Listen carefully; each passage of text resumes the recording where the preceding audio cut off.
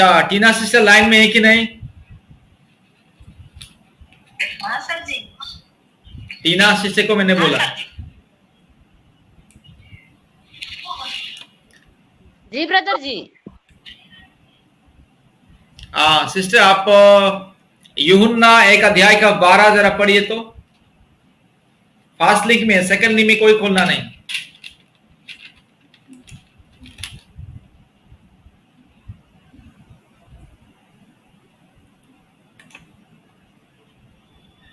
यूहन्ना 1 अध्याय का 12 पढ़िए सिस्टर। जी ब्रदर। परंतु जितनों ने उसे ग्रहण किया, उसने उन्हें परमेश्वर की संतान होने का अधिकार दिया, अर्थात उन्हें जो उसके नाम पर विश्वास रखते हैं। आमीन आमीन आमीन आमीन। परमेश्वर सबको आशीष करे इस वचन के द्वारा। कल भी हमने ये वचन सुने थे, ठीक है। आज भी हम इस वचन को हम लोग सुनेंगे, ठीक है। मोबाइल को कोई भी खोलना नहीं वर्तमान, ठीक है।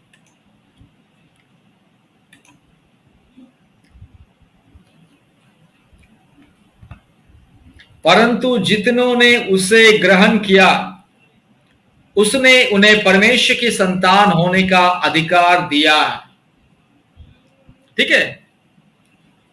प्रभु यीशु मसीह को जितने भी लोग ग्रहण करते, उसे क्या मिलता है बताए तो? क्या मिलता है? संतान होने का संतान होने का अधिकार। इस वचन के अनुसार मेरे को उत्तर दीजिएगा। उत्तर यहाँ पे लिखा है, यह यूहन्ना 1 का 12 में ही उसका उत्तर लिखा है। यीशु मसीह को ग्रहण करने से क्या मिलता है इंसान को? परमेश्वर का संतान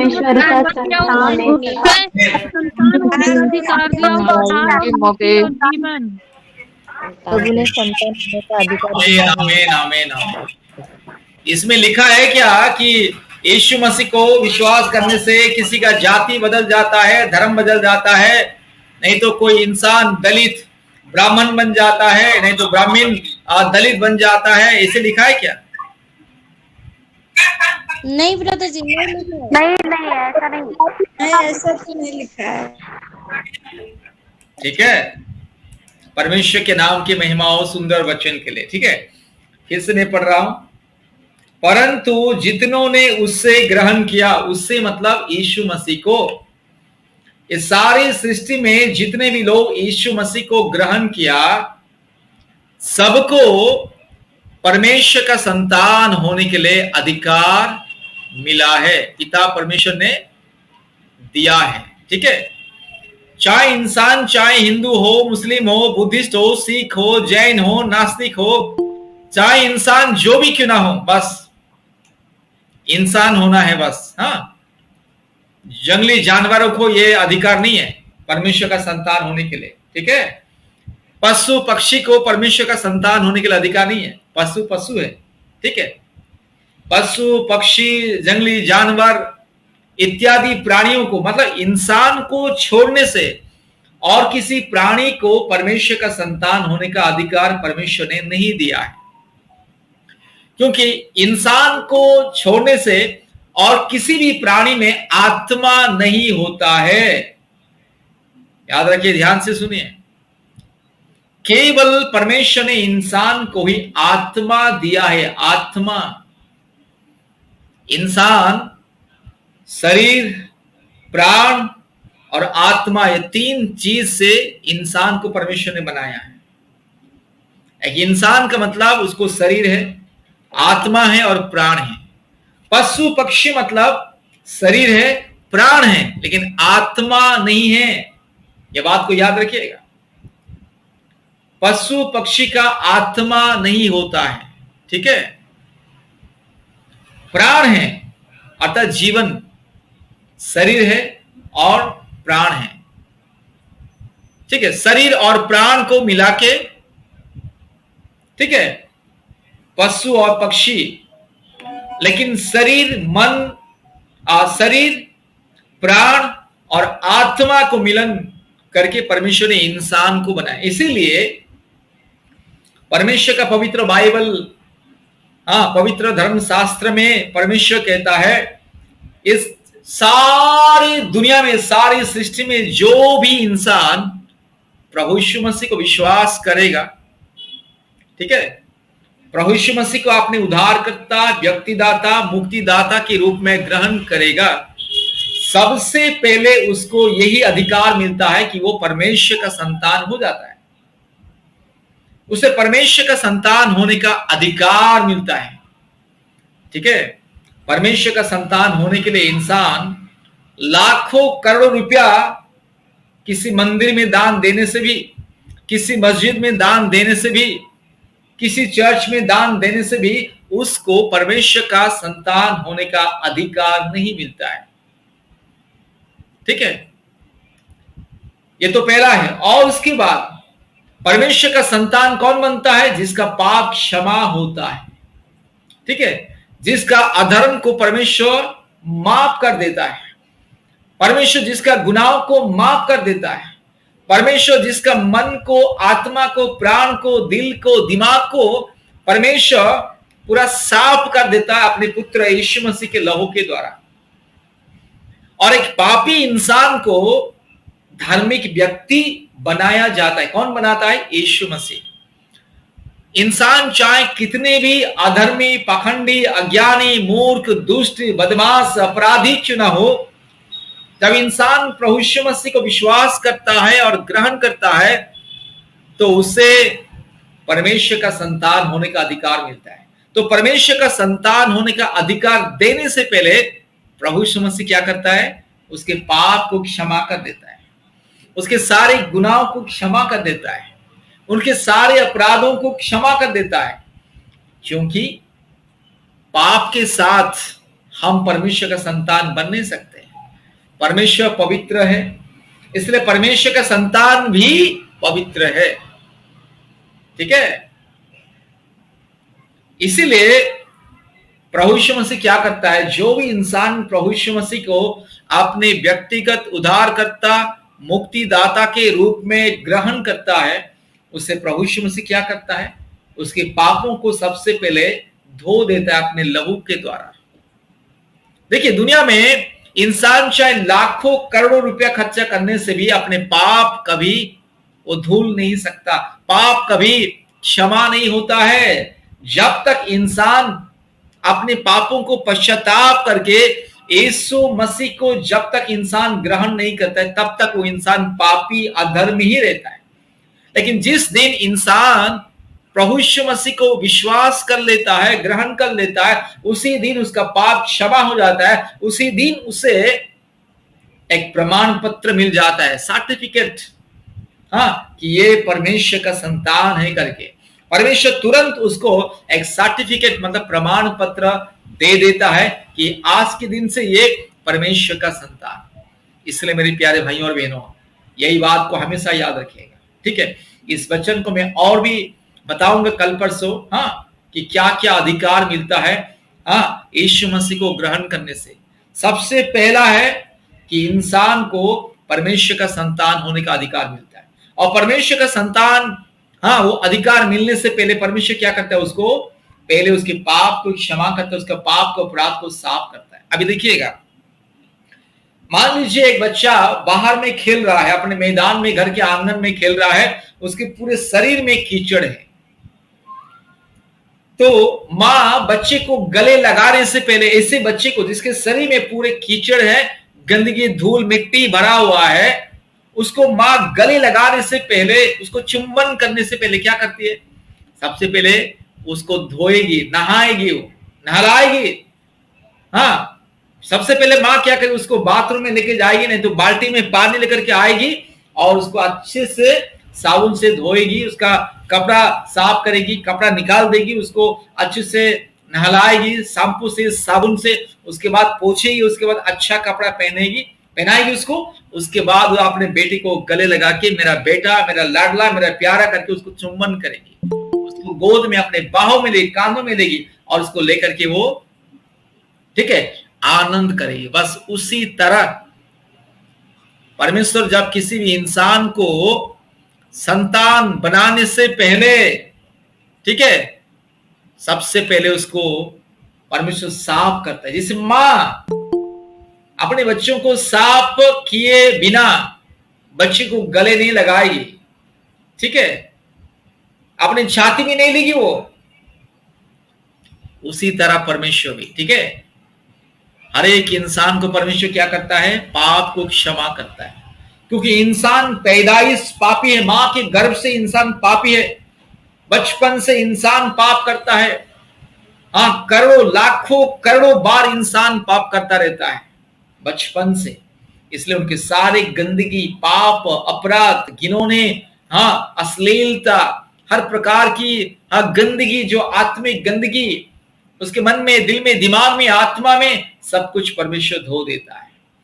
ठीक है, परमेश्वर इंसान को शुद्ध विवेक देता है। ठीक है, शुद्ध विवेक, उसका मन को, आत्मा को, दिल को, दिमाग को परमेश्वर क्या करता है, शुद्ध करता है, और उसके बाद उसको परमेश्वर का संतान होने का अधिकार देता है और कहता है कि बेटा, आज के दिन से तू मेरा संतान है, आज के दिन से तू पवित्र, मेरा पवित्र संतान है, तू धर्मी है, तू पवित्र है, तू मेरे दृष्टि में पवित्र, बहुमूल्य और तू धर्मी है, और आज के दिन से बेटा तू मेरे मार्ग में चलोगे, तू मेरे जैसा बनोगे, इसलिए मैंने तुम्हें साफ किया। जैसे मैं पवित्र हूं तुम भी पवित्र, इसलिए मैं तुम्हें भी पवित्र किया। जैसे मैं धर्मी हूं इसलिए तुम्हें भी धर्मी किया।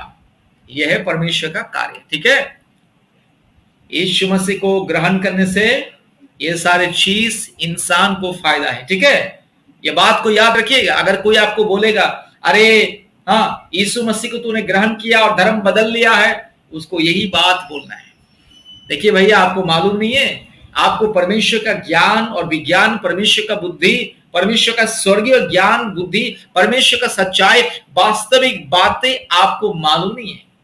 आपको संसार की पाप, अपराध, छल, कपट, हाँ, लोगों को ताना मारना, गुस्सा करना, लोगों को गाली देना, हाँ, लोगों के ऊपर उंगली उठाना, ये सब आपको मालूम है, लेकिन परमेश्वर का सच्चाई आपको मालूम नहीं है। हाँ, यीशु मसीह को ग्रहण करने से क्या होता है मैं आपको बताऊंगा करके, यही शिक्षा उन्हें देना है। याद रखिए, उन्हें देना है। हाँ, यीशु मसीह कौन है सबसे पहले उसको बताना। भैया यीशु मसीह कौन है आपको मालूम नहीं, और यीशु मसीह को जो मानता है, जो ग्रहण करता है, वो कौन है वो भी आपको मालूम नहीं। ठीक है, यीशु मसीह को ग्रहण करने से इंसान को क्या क्या फायदा मिलता है वो भी आपको मालूम नहीं, इसलिए मैं आपको बताऊंगा। आप सुनिए, सुनना, आपके पास समय है तो सुनिए, नहीं तो मेरे को भी सवाल करना नहीं है। ठीक है, क्योंकि आपको कुछ मालूम नहीं है, हमें मालूम है परमेश्वर कौन है, एकमात्र सच्चा खुदा कौन है, पवित्र आत्मा कौन है, सृष्टिकर्ता कौन है, परमात्मा परमेश्वर कौन है, और वो परमेश्वर वो कैसा है हमें मालूम है, आपको मालूम नहीं। आपको तो केवल सांसारिक ज्ञान है, लेकिन हमें स्वर्गीय ज्ञान है। ठीक है, ऐसे बोलना है। आपको सांसारिक ज्ञान है, आप चाहे मुझसे भी ज्यादा पढ़े लिखे हो सकते हैं, ऐसे बोलना है। आप मुझसे भी ज्यादा सांसारिक हिसाब से, हाँ, सामाजिक हिसाब से, संसार के हिसाब से आप मुझसे भी ज्यादा पढ़े लिखे, हाँ, संसार के नजर में आप बुद्धिमान, ज्ञानी, बड़ा आदमी हो सकता है, लेकिन आध्यात्मिक रीति से मैं आपसे कम नहीं हूं, क्योंकि मैं परमेश्वर को जानता हूं, सृष्टिकर्ता को जानता हूं, परम प्रधान परमेश्वर को जानता हूं, एकमात्र परमेश्वर को मैं जानता हूं। इसीलिए मैं आपको बताऊंगा सृष्टिकर्ता कौन है, परमात्मा कौन है, हाँ, पवित्र आत्मा कौन है, हाँ, सारी सृष्टि को बनाने वाला कौन है, और यीशु मसीह कौन है, और यीशु मसीह को मानने वाले कौन है, और यीशु मसीह को मानने से, ग्रहण करने से क्या होता है, इंसान क्या बन जाता है, मैं आपको बताऊंगा। अगर आपके पास 10 मिनट समय है तो ध्यान से सुनिए, यही बोल के उसको बता देना है। ठीक है, परमेश्वर पवित्र है और सारी सृष्टि का एक ही मात्र परमेश्वर है, और वो पवित्र है, और वो पवित्र परमेश्वर केवल यीशु मसीह है। वो पिता, पुत्र और पवित्र आत्मा जो सारे सृष्टि का मालिक है। इसलिए प्रभु यीशु मसीह को जो विश्वास करता है, जो ग्रहण करता है, सबसे पहले उसका पाप क्षमा होता है, उसका अधर्म क्षमा होता है, उसका गुनाह को परमेश्वर क्षमा करता है, और उससे परमेश्वर का संतान होने का आशीष को देता है। परमेश्वर उसका मन को, आत्मा को, बुद्धि को, दिल को, दिमाग को परमेश्वर क्या करता है, साफ कर देता है। ठीक है, और जो प्रभु यीशु मसीह को विश्वास करता है उसे परमेश्वर का संतान होने का अधिकार मिलता है, क्योंकि हर एक इंसान परमेश्वर का संतान नहीं है, याद रखिए। ठीक है, हर एक इंसान को परमेश्वर ने सृष्टि किया है, हाँ ये तो सच है। सारी मानव जाति को परमेश्वर ही सृष्टि किया है। मनुष्यों को परमेश्वर ने अपने स्वरूप में समानता में सृष्टि किया है, लेकिन सारे के सारे इंसान परमेश्वर का संतान ही है। ठीक है, परमेश्वर का संतान वही है जो यीशु मसीह को विश्वास किया है, ग्रहण किया है। परमेश्वर का संतान वही है जो एकमात्र वास्तविक पवित्र सत्य परमेश्वर को जो जानता है, एकमात्र सृष्टिकर्ता, एकमात्र खुदा को जो जानता है, जो मानता है, जो विश्वास करता है, जो ग्रहण करता है, और जो एकमात्र खुदावंत के नाम लेकर के जो प्रार्थना करता है दिन रात, वही केवल परमेश्वर का संतान। और बाकी सब के सब परमेश्वर का संतान ही है, दुष्ट आत्मा के बंधन में रहने वाले लोग हैं, शैतान के कब्जे में, शैतान के बंधन में, शैतान की गुलामी में रहने वाले लोग हैं। अभी देखिए, मान लीजिए कोई माँ बाप 4 बच्चे पैदा किया है, 4 बच्चे में से 2 बच्चे कहां गुम हो गए हैं, ठीक है, किसी ने चुरा के ले गया है। ठीक है, चुरा के ले गया और उसको बस, हाँ बचपन से दोनों बच्चे गायब हुए, हाँ किसी ने चुरा के ले गया है, और बच्चे लोग बड़े बड़े भी हो गए। तो वो दोनों बच्चे जिसको अपने माँ बाप से किसी चोर ने चुरा के ले गया है, वो दोनों बच्चे क्या समझेंगे, हाँ बचपन से हम इन्हीं लोगों के साथ, इसलिए यही मेरा माँ बाप करके ये दोनों सोचेंगे। लेकिन असलियत क्या है कि उन दोनों का माँ बाप वो आदमी नहीं है, वो आदमी उनका पिता नहीं है। पिता और माता दूसरे जो जन्म दिया है, लेकिन ये आदमी क्या किया, दोनों बच्चे को चुरा के ले गया है। तो उसी तरह परमेश्वर ने सारे मनुष्य जाति को सृष्टि किया।